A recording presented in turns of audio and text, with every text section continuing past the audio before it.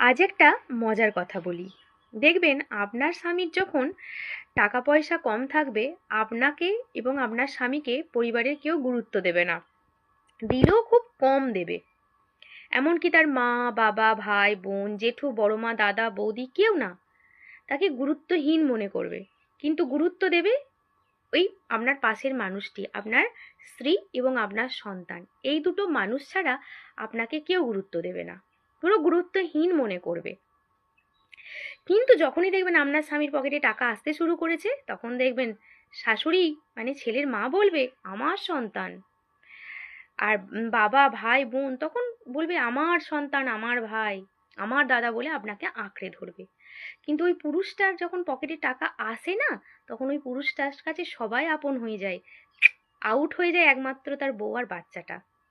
সেই বউটা কিন্তু তার স্বামীর মৃত্যুর আগের মুহূর্ত পর্যন্ত তার সঙ্গেই থাকে, তার জন্যই সবকিছু তার।